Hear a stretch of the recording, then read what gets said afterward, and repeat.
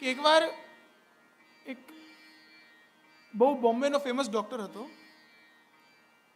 એક મગજની એક સ્પેસિફિક નસનું ઓપરેશન કરે. ન્યુરોસર્જન હતા. મગજની એક જ નસ પકડીને એનું જ ઓપરેશન કરે ને એમાં માહિર. એમાં એમના લેવલનું આખા ઇન્ડિયામાં કોઈ હતું નહીં. તો એકવાર છે ને કોઈ કારણવશાત, હું એની માટે આ પ્રસંગ કહું છું કે આપણને પ્રભુના ચરણમાં વિશ્વાસ એવો હોવો જોઈએ કે એમને કંઈક કારણવશાત કોલકાતા જવાનું થયું. એમને છે ને બહુ સારો ત્યાં એવોર્ડ મળવાનો હતો કોલકાતામાં. તે ડૉક્ટર થોડાક સાયન્ટિફિક હતા, સાયન્સમાં માનવાવાળા, એટલે પ્રભુમાં કે ભગવાનમાં વિશ્વાસ રાખતા નહીં. તો ઘરેથી નીકળ્યા, એમને ફ્લાઇટ બુક કરી, ફ્લાઇટમાં બેઠા. જેમ ફ્લાઇટ ટેક ઓફ થઈ, એકાદ કલાક થયો તો ફ્લાઇટમાં જોરદાર, પ્લેનમાં ટર્બ્યુલન્સ એટલે પેલું પરિસ્થિતિના કારણે, હવામાન પરિસ્થિતિના કારણે જે પ્લેન હલવા લાગે એ હલવા લાગ્યું પ્લેન. તો વીજળી કડકે કે વાદળા આવે વચ્ચે તો પ્લેન હલવા માંડ્યા. તો બહુ પ્લેન હલવા માંડ્યું તો બધા બહુ ગભરાઈ ગયા અંદર. તો બહુ ટર્બ્યુલન્સ પછી ત્યાં પેલા પાયલટે અનાઉન્સ કર્યું, કેપ્ટને, કે હવે બાજુમાં એક જમશેદપુર કરીને એરપોર્ટ છે, ત્યાં અમે લેન્ડ કરી દઈશું. બહુ વરસાદ, આંધી તોફાન છે. તો લગભગ કોલકાતાથી 4 કલાક દૂરનો રસ્તો છે. ત્યાં પ્લેન ઉતારી દેવામાં આવ્યું. પેલા ડૉક્ટર તો મૂંઝાય કે મારે તો કોલકાતા પહોંચવાનું છે કાલ સવાર સુધી કંઈ બી કરીને. તો એ દોડતા દોડતા એ જમશેદપુર એરપોર્ટની બહાર આવ્યા તો એમને ટેક્સી બુક કરી.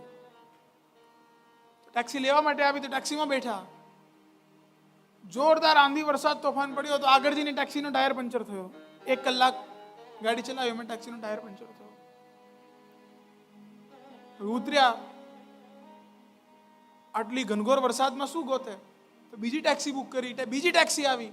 1 કલાકનો ડ્રાઈવ કર્યો, 1 કલાક ગાડી ચલાવી, ટેક્સીમાં બેઠા તો આગળ જઈને ટેક્સીનું એન્જિન ખોટવાઈ ગયું. ત્યાં તો ખોટવાઈ ગયો તો બીજું કરે તો કરે શું હવે? ઘનઘોર જંગલમાં ફોનથી ટેક્સી આવે બી નહીં, આજુબાજુ કોઈ માણસો બી નહીં. તો એક નાનકડી એવી દૂર ઝોપડી દેખાઈ એમને. કોઈ ઓવડ તો બધું સાઈડમાં જાય. હું અત્યારે મને કંઈક રાત્રે રહેવા માટે જગ્યા મળે તો સારું. ત્યાં જઈને એમને દરવાજો ખટખટાવ્યો તો અંદરથી એક ઉંમરવાળા બા હતા. એમને દરવાજો ખોલ્યો અને એમને અંદર આવકારો આપ્યો કે આપ આવો અંદર. અંદર બેસીને ચા પાણીનું પૂછ્યું. તો એટલી વારમાં પેલા બેન કે તમે થોડીક વાર બેસો ડૉક્ટર સાહેબ, અમે અમારું જે સાંજનું ભજન કીર્તન છે પ્રભુ સન્મુખ અમે કરીએ છીએ, એ કરીને હું આવું છું. તો પેલા ડૉક્ટર કહે કે તમે આ બધું કરીને પોતાના સમય વેડફી નાખો છો. ભગવાન જેવું કઈ હોતું નથી આ સંસારમાં. પેલા બેન કે અરે ડૉક્ટર સાહેબ તમે શું વાત કરો છો? આજે અમારા ઘરના આંગણામાં ગાય બાંધેલી છે, એ જે દૂધ આપે છે એ દૂધ ક્યાંથી આવે છે? ભગવાન જ તો આપે છે. પેલા ડૉક્ટરને લાગ્યું કે આને કંઈક લેક્ટેશન પ્રોસેસનું, કે જે દૂધનું ઉત્પાદન થાય એનું કંઈક સાયન્સ ખબર નહીં હોય, વિજ્ઞાન ખબર નહીં હોય. પેલા ડૉક્ટર હસવા માંડ્યા કે એવું ન હોય માજી, એમાં આવી બધી શારીરિક પ્રક્રિયા હોય જેનાથી દૂધનું ઉત્પાદન થાય. કે ચલો ઠીક છે, એ વસ્તુની તમે વાત કરો છો, પણ જે અત્યારે બહાર વરસાદ વરસી રહ્યો છે એ પાણી ક્યાંથી આવી રહ્યું છે? એ બી તો ભગવાન મોકલે છે. પેલા પાછા ડૉક્ટર હસ્યા કે અરે તમને સમજમાં નથી પડતું કે એ વિજ્ઞાનની તમને અજ્ઞાનતાવશ તમે કહી રહ્યા છો કે જે વાદળા સમુદ્રમાંથી જલ લઈ આવે ને પછી પૃથ્વી પર વરસાવી નાખે. પેલા ડૉક્ટર હસીને કહ્યું કે તમને જે કરવું હોય કરો, હું તો અહીંયા બેસો છું. પેલા પોતાનું કીર્તન કરવા માટે ગયા.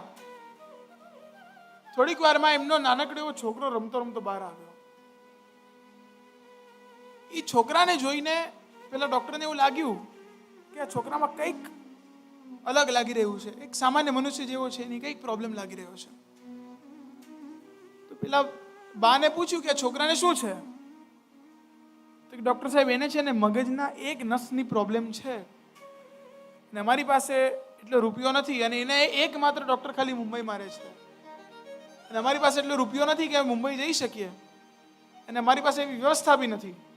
તો અમે દરરોજ રાત્રે પ્રભુની સન્મુખ બેસીને ભજન કીર્તન કરીએ, પછી પ્રભુને એક વિનંતી કરીએ કે પ્રભુ અમે તો અશક્ત છે, અમારી પાસે એટલી કોઈ વ્યવસ્થા કે તાકાત નથી, અગર આપ કૃપા કરો તો આપના સેવા લાયક કે આપના ભજન કરવા લાયક એ છોકરો થાય અને જેની પરિસ્થિતિ છે આપમેળે દૂર થાય. અગર આપ કૃપા કરો, અમને આપના પર વિશ્વાસ છે કે આપ જે બી કરશો અમારી માટે સારું જ કરશો, તો આપ જે બી કરો અમારી માટે સારું જ કરો, અને એ જ આપના ચરણામાં વિનંતી. એટલું અમે દરરોજ કહીને બહાર આવી જઈએ છીએ. પેલા ડૉક્ટર થોડુંક જાંચ્યું તો ખબર પડી કે એ ડૉક્ટર જે નસની સર્જરી કરે છે ને એ જ નસનો પેશન્ટ હતો. ત્યારે ડૉક્ટરને બધું યાદ આવે છે કે ક્યાં હું ફ્લાઇટમાં બેઠો, ક્યાં પેલું વિમાન મારું હલવા લાગ્યું, ક્યાં એને 4 કલાક પહેલા લેન્ડ કરવું પડ્યું, ક્યાં મને 2 ટેક્સી મારી ખોટવાઈ, ક્યાં મને આ ઝોપડીમાં આવવાનો અવસર મળ્યો, અને ક્યાં હું અહીંયા આવીને એ જ જે એમની પરિસ્થિતિ થઈ રહી છે એનો જ ઉકેલ બનીને એમના જ દરવાજા પર આવી ગયો છું. વિષ્ણુ, એ પ્રભુના ચરણારવિંદમાં વિશ્વાસની તાકાત છે કે એ આપણી જે પરિસ્થિતિ કે જે કોઈ બી વિકટ પરિસ્થિતિ ચાલતી હોય એ બધાનું સમાધાન લઈને આપણી સામે ઊભું કરી દે છે.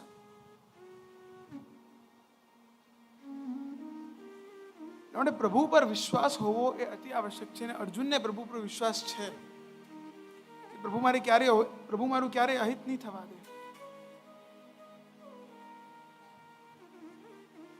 હવે અર્જુન એ પ્રભુને આજ્ઞા કરે છે કે સેનયોર ઉભયોર મધ્યે સ્થાપયિત્વા રથોત્તમમ, કે હે માધવ, હવે તમે બંને સેનાઓની વચ્ચે લઈ જઈને મારો રથ ઉભો રાખો.